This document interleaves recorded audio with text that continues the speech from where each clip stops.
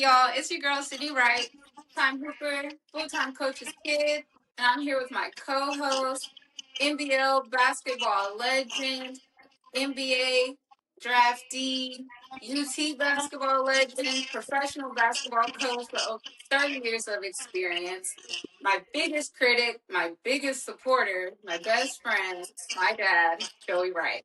And you are tuning in to another episode of the Coach's Kid podcast. Yes. Welcome, guys. Thank you for coming in. Today's topic, we're talking about nepotism in basketball. Basically, when you're getting a handout, you're getting a freebie, you're getting something you don't deserve because of the people around you, the people you know. Never works out, but let's talk. Nepotism is a reward or gaining a reward for skills that you not necessarily have, or getting a benefit or a leg up or getting a pat on the back or whatever it may be, and you don't deserve it. The problem with that is it works in the short term. So in the short term, an individual feels like they're getting ahead or whatever, but it's setting them up for failure long term. And let me give you an example. So the player A who's getting, patted on the back because his dad's a coach or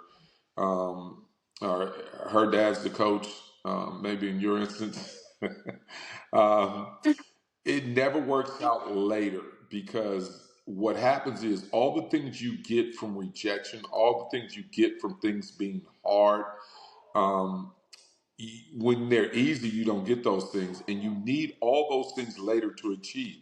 For example, when you sit on the bench, you learn some resilience, okay? You learn resilience. You sit there, you look around, you don't feel good. Everybody else is playing, everybody else is happy. It's tough on you. Doesn't feel good, but what it makes you do is go to the gym the next day. That person is getting patted on the back or playing just because they don't go to the gym the next day. So those skills and assets you pick up, that repeats, and that happens over the year, over 2 years, over 5 years. All of a sudden, you're picking up hours in the gym that this other person is not picking up because they don't feel the need to. They're already playing. It's just human nature. Right. So in the long term, it ends up hurting them. And I've seen it. I mean, we've seen it here locally where individuals thrive as juniors because of the support they get from their parents or the club, um, just pure nepotism. But then they can't go play anywhere else after that. Any place they go after that, it's a wrap because no one's putting up with that BS. No one's patting you on the back. No one's giving you a leg up, and yet you then don't have resilience. You don't have, you don't know how to work through issues. You don't know how to work through problems. So it's definitely not something that works out in the long run, but you see it so much, and especially here in Australia. You know more of the climate in America. I don't know it as much in junior basketball. Yeah, we do see it a lot in Australia. I think it's everywhere. I think it exists in all workplaces, sports, um, corporate, medical. We see it everywhere. But Yeah, we see I it. do think the reason that we see it in Australia so much is because sports is just a microcosm of society. And Mm, typically, Australians, they're very loyal, they're very friendly, mm, they love their friends, they love their family like everybody, but they can also be a little bit non confrontational.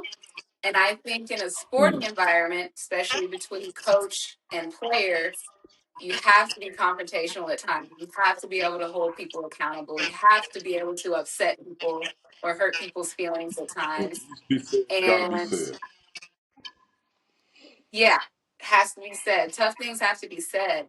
And so a lot of times, we might see somebody who's deserving of opportunity, but because their best friend's child is on the team, they're just going to give them the opportunity because they don't want to upset their friend.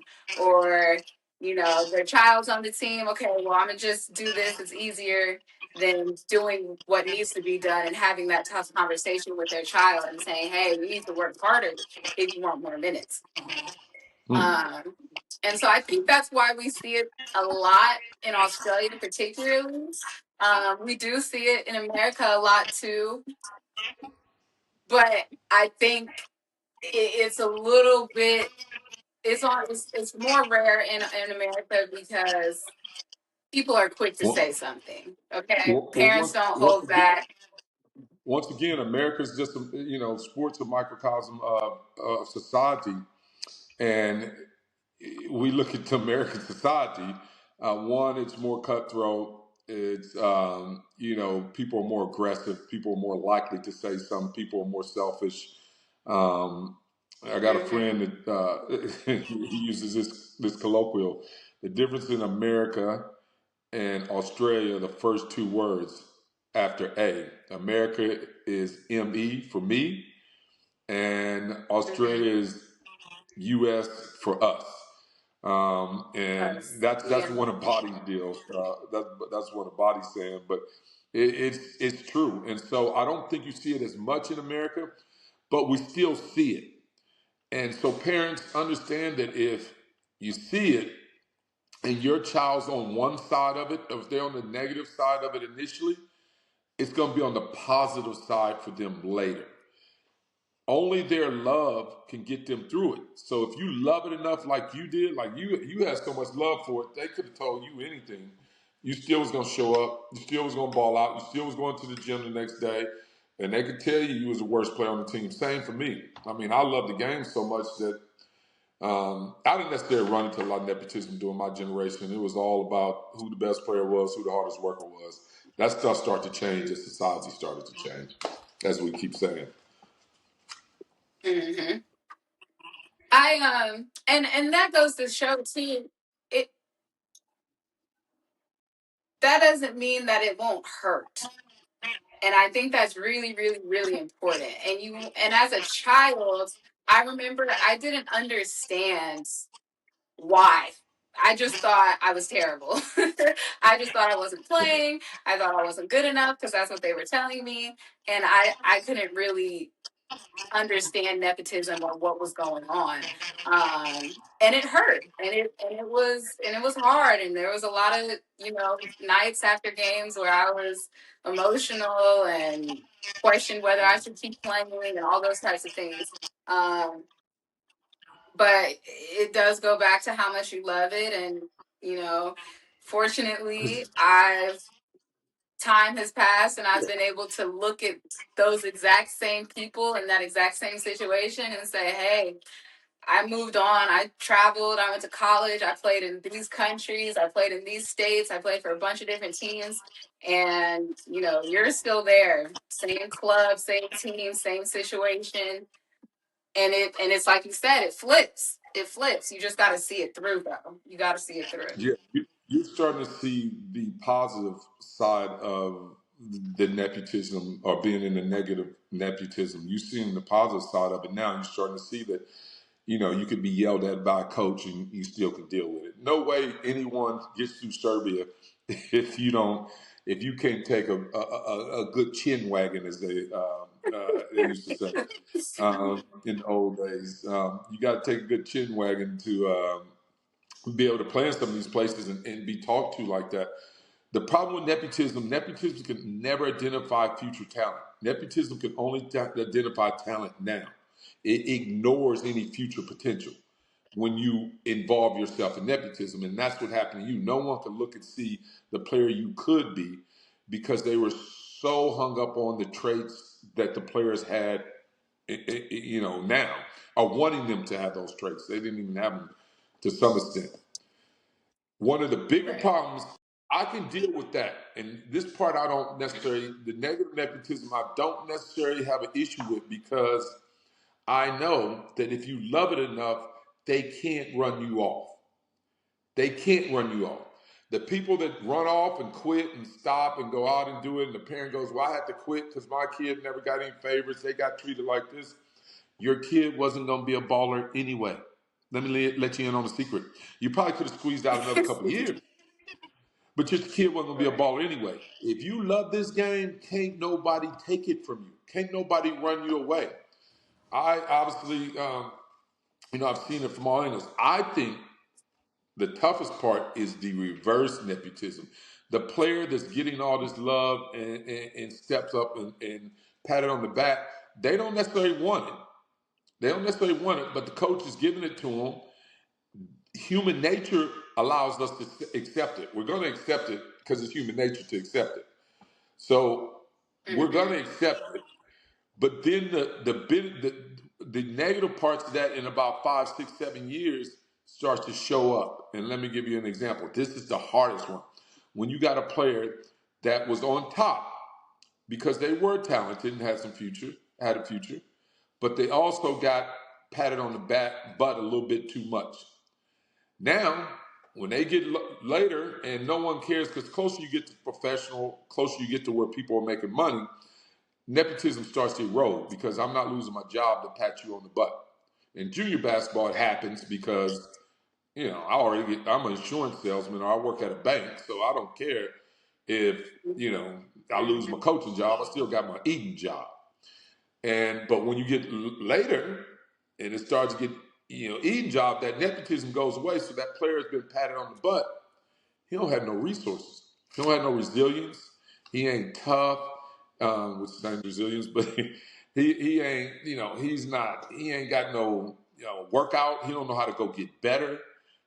He don't know how to respond when the coach is yelling at him. All that stuff starts to appear 4 or 5 years after the nepotism, and they have no response for it at all. Now, dealing with that player, it's almost impossible to get that player head. Yeah. Yeah.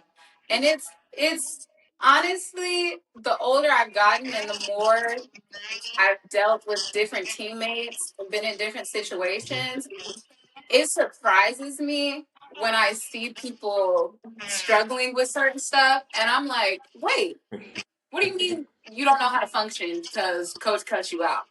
Or you got benched and now you having a complete meltdown? The Mm. older you get, the harder that stuff is to deal with, right? Because now you got other Oh yeah. real life emotions and real life stuff coming in and playing a part. When you're a kid and you go through that, it hurts, but you still get to go home and everything's taken care of, and your parents are still gonna say they love you and tuck you in and all that good stuff. But the older you get, it is much harder to learn those lessons. And it's always surprising to me when I see it now, and I'm like, dang, like she really just shut down completely. She ready to quit because coach cussed her out. That's it. You ready to Yeah. quit? And Okay. you get all that. You get all that from not involving yourself or not being involved in the nepotism. So you get all those positive, that I can deal with coach yelling at me, man. I don't care, yell at me all you want. That happened to me in under juniors for 4 years.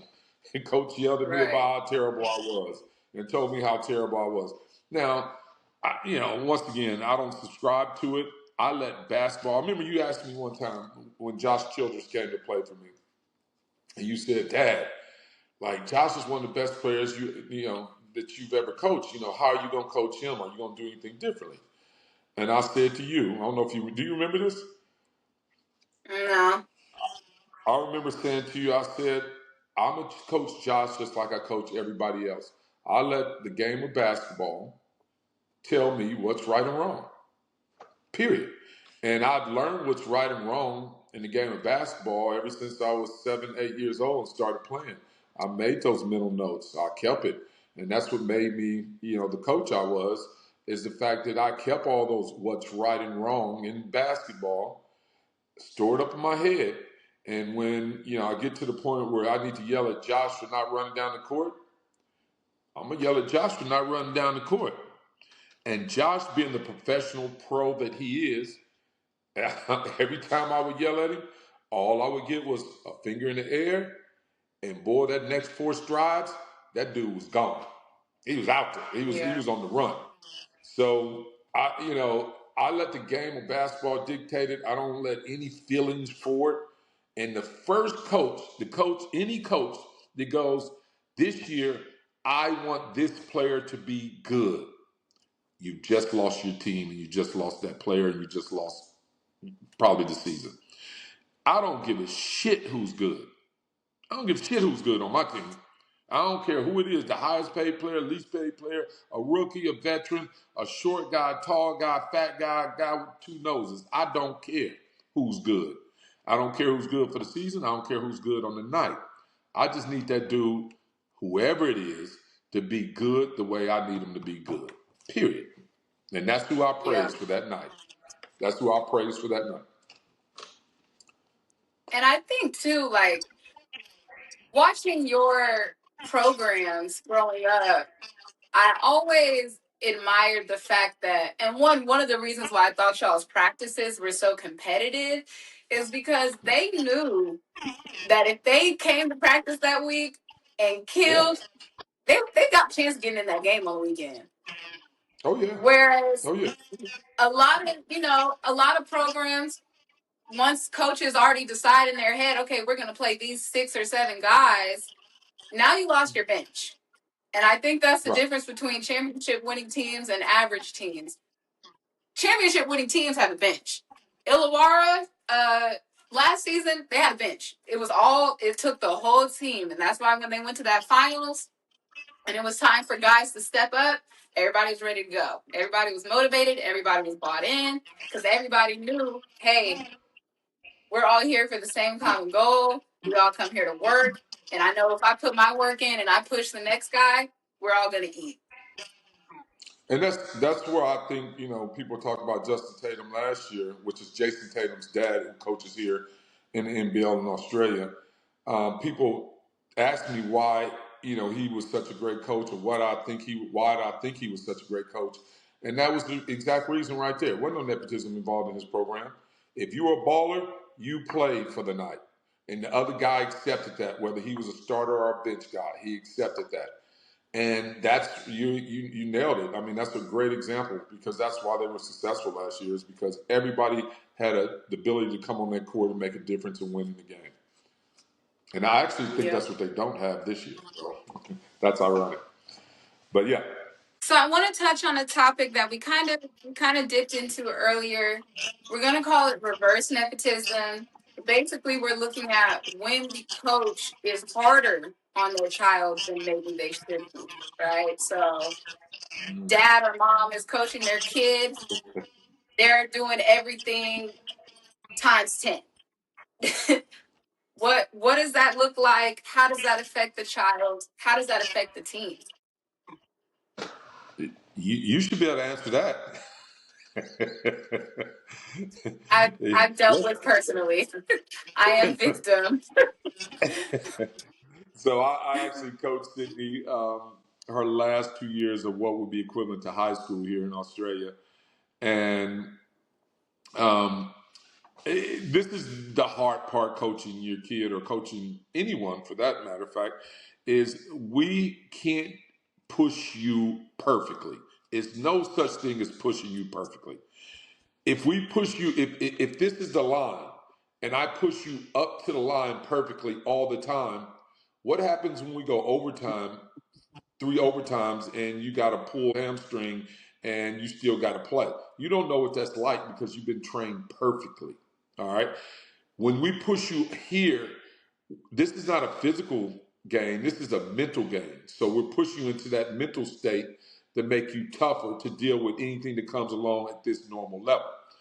So you may have felt like me coaching you was a little bit of reverse nepotism, but I identified you as a baller long time before you identified you as a baller.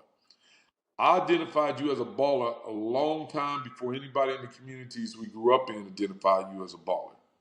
So I knew I could be tougher on you, and I knew I had to be tougher on you because I know what you're going to face. Being a small player, and I don't think Australia develops small players or tall players really well. I think they do a great job with the 2 and 3s and 4s. I think they're terrible with the 1 and 5s. And I thought you were going to struggle with that because no one's going to see the fact that you're little, you're small, but you're highly skilled, you're highly intelligent, and you're quick. That wasn't going to come to later because you wasn't highly intelligent and you're only a kid, so you wasn't quick and you hadn't developed your skills yet. But I know pushing you all those things were going to happen. All right, so I had to push you into that state. Now, sometimes the hard part or the tough part about that is it erodes a lot of confidence. Like, it's tough. Like you got to go through periods of being pushed when you don't even have the skills, talent, know how to be pushed. I mean, to be pushed. So I think, at that point, I think I was doing what I saw in you. And I know it would have felt like reverse nepotism where you were being pushed harder because me and you had a relationship. But you've also seen me coach people who I had no relationship with, and I pushed them the same way. Yeah, you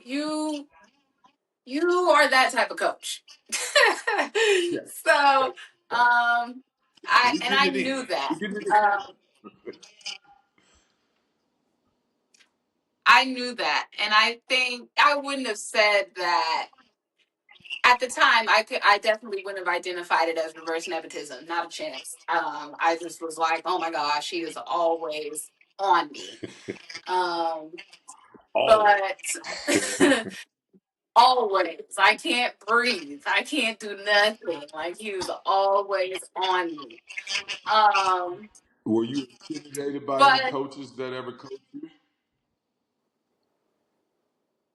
I, yeah, because now, um, and this was probably a different extreme, but being a point guard, there are some more responsibilities and a lot more pressures. And playing professionally, as soon as stuff goes wrong, coach is looking at you. Coach is looking at me like, "Hey, point guard, fix it." Um, and I think you pushing me and you always being on me prepared me for that, because naturally now I do feel like it's my responsibility to make sure that things are running smoothly and that the ship is floating perfectly. And it does bother me when it's not. It deeply bothers me. So Yeah. I think now when coaches are on me, I almost prefer it, just because one, I can see it as okay, they trust me, right? And two, they think I'm capable. Because as soon as a coach doesn't think you're capable, they're not coaching you anymore. They're not saying anything to you, actually. Um, Right. I think there's a balance. I think there's a balance between praise and criticism, and knowing when and how, because it differs with every player. Some players you might need to give them a little extra pat on the back. Some players you Mm. don't have to at all. And that's just a coach understanding their player and a coach knowing you know who they're working with. Well, I think where I hurt you at, and not just you, but I've actually had one of my players talk to me about this years later. But where I think I hurt you at, and players like you, while I coached during the time when I coached, was that I was so cognizant of making sure people that mentally didn't think the way the starters thought, or as good as the starters or whatever. I was always watching them to make sure they were, um, coming up and working hard and being what they should be, and also watching the starters and watching them work hard and, making sure they were where they should be. But when the bitch did well, or the guys that shouldn't have did well, I celebrated them more, instead of celebrating the starter or the best player as much. And a Mm-hmm. player had mentioned that to me. I made that adjustment later in my coaching career. But when I coached you, I still was, if you did well, I didn't give you much because I was like, yeah, that's what you should be doing. I know that that's the player you are. You just don't know it. So, yeah, you dropped 30 tonight. So what? You should have. Mm-hmm. I should have been more celebratory in those situations with you and the players I coached before that, and letting them know just because you're the best player on the team, you dropped 30. Let's go. Like that's big time. So I know I had to make that adjustment and be better later. But how did that affect you when you did do well? Do you feel like I gave you enough praise? um I think now you do. Is it's it's almost the opposite. And I think that's how I know that that affected me, is because, and this is something I recently, learned about myself, but this past year, nothing was good enough. A great game, a perfect game, 25 points, 10 rebounds, 10 assists. I'm like, man, I should have did blah, blah, blah, blah, blah. And you would be like, what? Like, girl, you hooped, you did this, you killed. And I was like, I could never be happy. I could never be satisfied. And I think that that probably came from a long time of just, okay, you're supposed to do that. You're supposed to kill. You're supposed to do that against her. So I would say it's affected me in that way. I'm learning to, you know, count That's count good the to other know. things, look at the other things, be proud of myself for um, whatever contributions I'm able to make, and accept it and move on. I think that that's the other thing too. We put a lot of energy into what you did in this particular game, and truthfully, especially as a kid, none of those games really matter. No, um, no. at all. Yeah, I definitely feel like that I should have been better in that scenario of celebrating your success when you're younger, so that you can now learn to celebrate your success now that you're older. So that's something for you. Now that you know, that's on you, bro. You gotta figure it out from here. Like, you know what I'm saying? Like, that was my bad, but now that you know and you don't do anything about it, that's your bad. Yeah, that's true. That's true. I'm working on it. I'm getting there. I'm not perfect with it, Yeah. but uh, I think that's kind of, if we talk about this being one of the curses of the game, chasing that perfection. That keeps you going. It keeps you in the gym. It keeps you working, but you don't ever get to that point where you can just stop and say, okay, that was No. good. That was good enough. Like, you don't ever get to feel that. And that's a tough feeling, but I think that's part of it. Yeah. Yeah. We'll learn to give yourself a hug, but don't stop. Don't stop. So while you're hugging yourself, I'm steady walking. I'm moving. I'm heading in the right direction. I'm not going to let. I mean, the person that stops and hugs themselves, I think you're setting yourself up for failure. The person that don't hug themselves at all, I know you're setting yourself up for failure. But hug yourself, but keep walking while you're doing it. And hopefully that's what you learn and will be able to learn. And I mean, you're still young, so all this stuff is the adjustments that you make when you get older. And this is always where we talk about players playing their best basketball when they get in their 30s. I mean, look at Nathan Sobey right now. He's playing some of the best basketball he's ever played. Looks like a totally different player. Um, Josh King, shout out to you for that.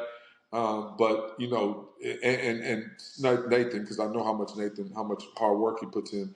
But those are the things you learn when you get older that um, I think that makes you a better player. And so you'll start to adopt that. You'll be able to give yourself a hug while you're walking and keep it moving and get into the next goal and keep working. And then it'll be a day when that doesn't matter to you anymore. And life will be bigger than ball and, step into it and move on, keep it moving. Yeah. Yeah. An interesting, controversial example that we see of nepotism, hot topic in my opinion. LeBron, Ronnie. Some Yeah. people, Bronny shouldn't be in the NBA. They're tripping. Some people on the other side, this is legendary. He's playing with his son, father-son duo in the NBA. First time we've ever seen it. I'm gonna tell you my thoughts, and then I want to hear yours. All right, because I don't know what you're gonna say here, so I'm interested. Go. I'm right in the middle. I'm right in the middle, unfortunately. You But can't sit the let me tell you why. fence. How you gonna sit the fence, I'm sitting the fence. I'm sitting on the fence bro? You can't. because All right, go, go. I'm sitting on the fence. Now, do I think that Bronny should be in the NBA? Is he talented enough right now at this second to be in the NBA? No. We know thousands of other dogs ready to go right now that would be killing Bronny. Killing. Mm, But mm, we see nepotism in the NBA, particularly all the time for years. So, for the greatest, well, let me not say the greatest player, for one of the greatest players that we've seen in mm, LeBron James, for him to be able to use his position, use his platform, and say, hey, my son's going to be on the team, I'm going to play with my son, I think that's legendary. I do think that's legendary. And if everybody else is going to do it and we're going to turn a blind eye, I ain't got no problem with LeBron doing that for Bronny. mm. All right. You want to hear my take? Sure. All right. One, we do have to separate when we talk about nepotism. We're basically referring to nepotism at a junior sport. All right. As I said, it's not as rampant in professional sports as much because people lose their jobs. Now, we do see nepotism, like you said, a lot in professional sports, but this is the difference. All right. Nepotism in professional sports still leads typically to an outcome that's beneficial for that program. That's not just playing basketball. In junior sports, all we really talk about is playing basketball. Like how much the guy suits up, how much the girl suits up, period. Let me give you an example, and I'm gonna have to sit the fence with you on the Bronny deal. That's why I want you to sit the fence, because then I'm sitting the fence. No, it's two Well, we sides to can't both everything. sit the One, fence. no, one, my basketball side says that's crazy. Like, why is this guy um, why is this guy playing, in the NBA? Like he's not good enough to play in the NBA. But the day LeBron signed or was drafted or whenever it was, either he signed or drafted, they sold enough jerseys of Bronny's to pay his dad's salary for the year. Now, that's a business move. Forget nepotism, That's a business. forget playing time, forget court time. That's a business move. And if anybody said, hey, I got a kid sleeping upstairs, don't do much, um, I'm in a position to put them in a situation where they can pay my whole salary for the year. You better believe your butt would have been up out that bed and doing whatever we needed to do to get that salary paid for the year. So nepotism in the professional sports typically is going to lead to something that's still beneficial for the group, where nepotism in junior sports usually leads to something that's not beneficial for anyone. So hopefully, if you keep it on that track, you look at it like that, I'll probably sit the fence as well. Would I have drafted Bronny if I was the coach? No, but if I was the GM, yes. That's the difference. There you have it. There you have it. And on that note, we are going to wrap up this episode of the Coach's Kid podcast. Please send us your questions. We'll answer and get them back to you. We're all about realness, real conversations, real answers, and real solutions. And I'd like to say thank you all. This has been an amazing response. You guys are responding amazing to this podcast. We had no idea you guys would like it this much. Just like, share for us, and just remember, let's not just talk about it. Be about it.